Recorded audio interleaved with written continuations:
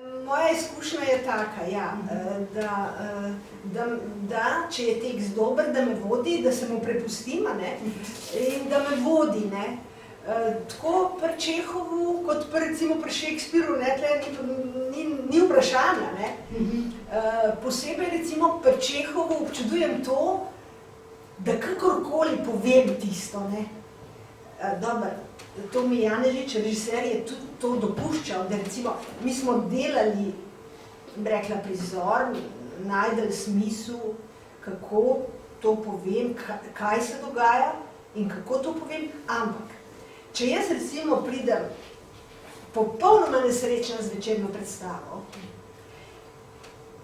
on je rekel, tebi ni treba zdaj iskati tistega, kar smo mi, recimo, kar si včeraj igrala, no tako rečemo, kar si včeraj, če sta 2 dni zaporedna predstava, ampak pusti svoje občutje, ki ga imaš tisti večer in tako govori.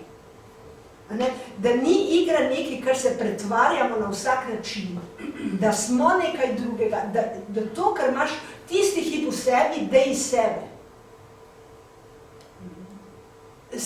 Sej to, kar na vajah delaš, ta odnos, ne, če imam nekoga rada, jaz bom vseeno to igrala tako, da imam tebe rada, ne.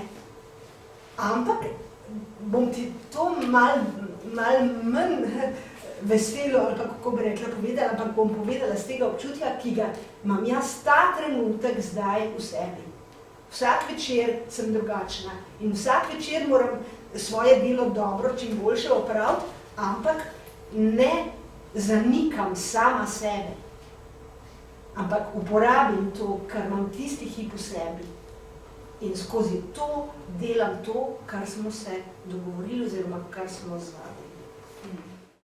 Glejte, v Mladinskem gledališču ni ne vem kakšnih, mislim, so vloge, ampak ni pa veliko takih predstav, kjer so velike vloge. Tako da, seveda, najbrž sem bila zelo vesela, da sem dobila to delo in sem pač to vzela, ne. No, ampak res je bilo to pomembno zame, pa tudi za Olgo Kacjan, ker sem bila partnerki, pa še za Janjo Majzelj, ki je bila moja hčerka, ona je pa imela, Olga Kacjan, Lizi, je pa imela sina, ne. In problem te zgodbe je, da sva obe imeli otroka, jaz hči, ona sina, z istim možem.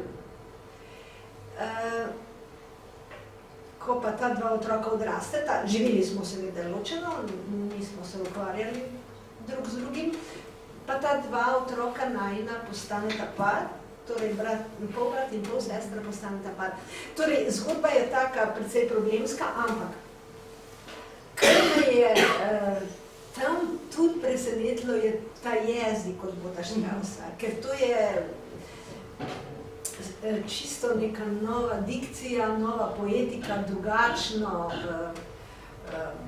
Skratka, zelo lepo je bilo delati, pa tudi zelo sem hvaležna Ivici Buljanu, da v bistvu je on poiskal tekst za igralce, ne, to se redko zgodi, da glede na igralce nek režiser se spomni, aha, bomo pa dali možnost, ne, tem igralcem, igralkam vzemimo ta tekst.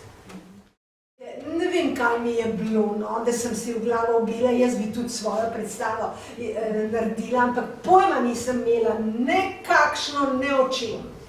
Nič. Samo želela sem si, ne, tako kot otrok, ki tudi ne ve, kaj bi rad pa bila te igrače. No in potem sem pa občudovala Mateja Filipčiča, on je bil prej scenograf, potem je bil tudi režiser in videla sem je na njegovo predstavo, ne vem naslova, ampak je bil nebotični gor nekam iz papirja. In je kar papir nastrigel, da so bila okenčka in luči, to je bilo tako lepo. In sem rekla, ko sem ga srečala, viš kaj, ko bom jaz delala svojo predstavo, boš ti moj scenograf. In nič ni bilo od tega. Jaz nisem prišla do svoje predstave in sem ga spet srečala in je rekel, viš kaj, jaz bom delal predstavo, ti boš pa moje igral. In tako smo naredili La La La. To je predstava tudi o eni bolj čudni ženski, ki ima moškega v škatli. Samo glavo sem dvignila iz škatle. Scena je bila polna škatel, igrala sem, govorila sem vse sorte, čudno malo. Ampak fajn tekst, Jana Pavlič je napisala. Fajn tekst, nenavaden, čuden. In potem sem nekako dvignila to glavo ven. Je bilo zelo čudno. Pa mislim, da sem ga celo nekako z nekimi rokavicami prijela za vrat. Čudno je bilo.